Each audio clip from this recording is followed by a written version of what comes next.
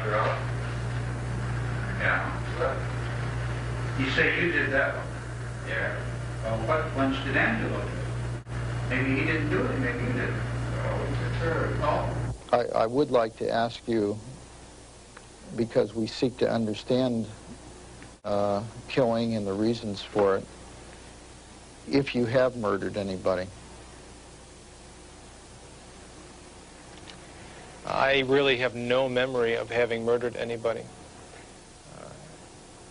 Even to satisfy other person's allegations at one time, I attempted to think about what it might feel like, and I have never been able to do that. Are you able to talk about any conversations you might have had with Mr. Bono that would give us some understanding of these murders in California? I've never really had any substantial recollections of any conversations regarding Mr. Bono. I can't give you anything specific. There were times under extreme pressure by the police that I made up certain conversations to not get punished for no retaliation, so they wouldn't retaliate. However, those are not credible. Those were made up. When he was first picked up, he came not to remember certain things, but he really remembered a lot of details. His loss of memory became worse when he was trying to play the multiple personality. And at that point, he claimed to have no memory about what he did during the multiple personality episodes when he was Steve and so on. However, as soon as he gave up that defense, he remembered all the details. He told the police exactly where things were committed. He described all kinds of details which he knew. Now, the trial being over, all of a sudden he again forgets. He forgets everything that he's done that's been wrong. He forgets even the things which he claimed earlier, that he had a bad childhood, that his mother beat him, that he killed people, that he had cons where he ran prostitutes with Bono, that he stole from his cousin, that he stole from the people who hired him to guard his store, and so on, all kinds of things. So now he seems everything is great, you know, and he looks like the all-American boy. How would you evaluate the motives for the killings? What do you think brought about the killings? For the record, to just further explain what you're mentioning here, I had access to all the police reports and photos as a matter of discovery weeks prior to the hypnosis sessions. Based upon my extensive reading of these reports, my literally absorbing these reports to find out what was happening, I feel that the motivation may have been, for whoever committed these crimes, may have been simply to remove evidence, simply to perhaps crimes of passion, perhaps the killings occurred to get rid of potential witnesses. That's the best I could surmise from everything I've read. When he was already in Los Angeles, he persuaded Veronica Compton, whom he hadn't known before, to go out and actually murder someone. She tried to murder someone in the style of the Hillside Strangler, so as to make it appear that Bianchi wasn't the right person. I think there was a strong sexual motive in those murders? I don't know. Thinking back on the autopsy reports that I saw and other reports, it does appear that some of the women were sexually molested. The sexual psychopath typically is not insane at all. He knows what he's doing. The difference is that he murders for sexual gratification. And it's just as insane as a bank robber who steals, robs banks because he feels he should have the money. Now, that isn't allowed. It isn't allowed that if you find yourself drawn to an attractive woman, that you go ahead and rape her. I mean, that's not That's against the law, against any civilized society. Now, the sexual psychopath is someone who gives into this impulse, which many people might be attracted, but they don't act on it. And the sexual psychopath not only acts on it, but once it has gone to the point where he kills, he will kill repeatedly and doesn't tend to stop this behavior. If you catch him and incarcerate him, he'll be a model prisoner. When he gets out, he'll kill again. Mr. Bianchi, am I correct that you have been accused of committing 12 murders altogether, including California and the state of Washington? No, sir, it's 7. 7? And you plea bargained as guilty to a certain number of murders, is that correct? Yes, I plea bargained to primarily and basically and pretty much solely escape the death penalty. The death penalty was very much a reality. How many murders were involved in those charges that you plea bargained? 7. What punishment do you think is appropriate for Mr. Bianchi? I don't think it's an issue of punishment. I don't know that there's any punishment which is appropriate for somebody who kills a dozen people in a most vicious way. I don't know what is the right punishment.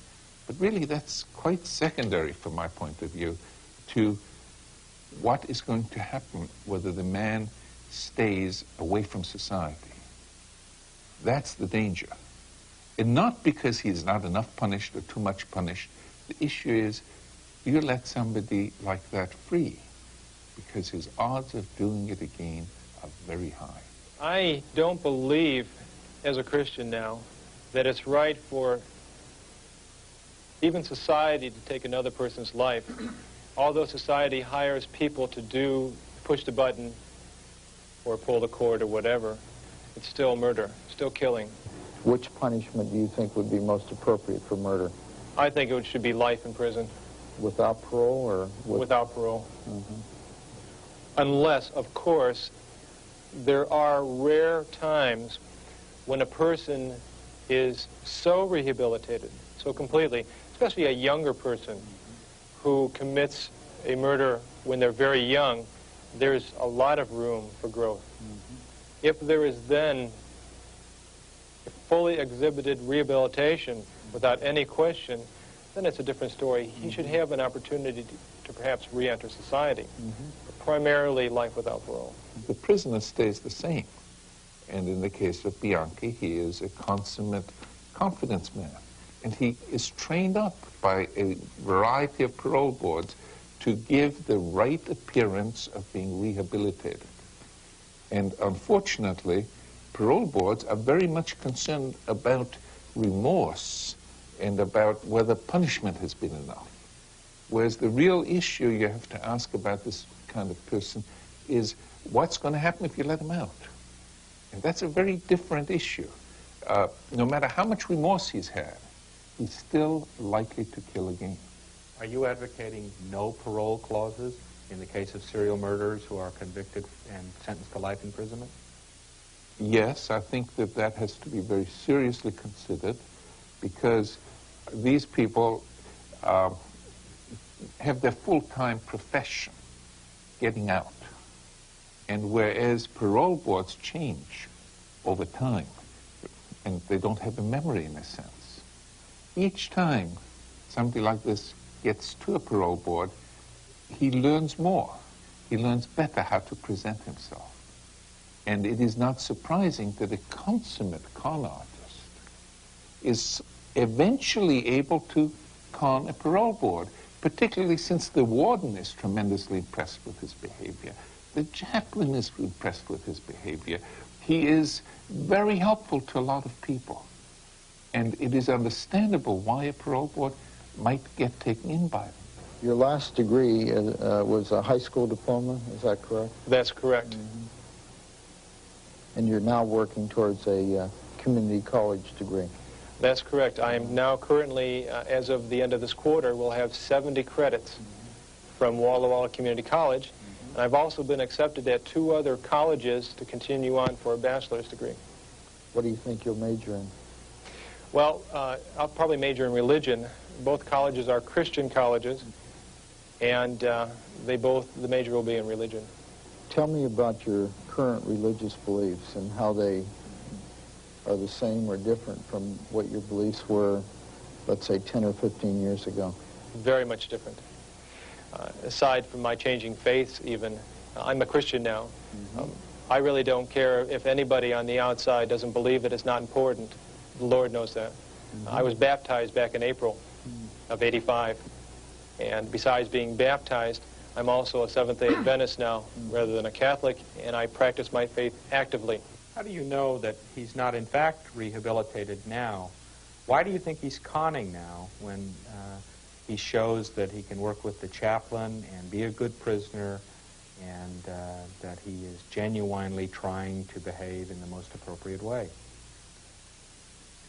I don't doubt that he's genuinely trying to behave most appropriately. He's a model prisoner. That's characteristic of the group. They're wonderful in prison. Everybody thinks they're great. They work for the chaplain, the warden thinks they're great, the social workers think they're great, and they act as if they're rehabilitated. That doesn't mean they are.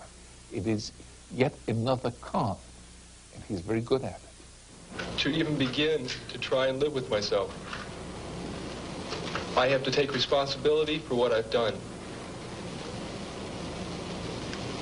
And I have to do everything I can to get Angelo Bono and to devote my entire life to do everything I possibly can to give my life so that nobody else will hopefully won't follow my footsteps. First, he played his act for the psychiatrists. But when this didn't work, then he played his act for the court in Washington, where he repented and cried and so forth. But of course, he was set up to do that, and as soon as he left the court, he was seen laughing and having a great time. What things do you fear the most? Right now, in the immediate sense, what I fear the most is the administration that holds me as a prisoner. It's just a very scary thing to be in a bureaucracy like this and to see the way it really functions, how it's just right on the edge of you really could be in a lot of trouble. Guys have been killed because they've been moved from one place to another because of...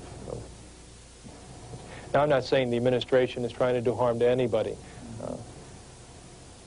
Basically, I would imagine they don't, but it just has its imperfections enough that it's very scary. I'm very much afraid of it. If you had to live your life over again, what things would you change? I really wouldn't change anything. You know, I had a good childhood, and I really wouldn't change anything. If you assume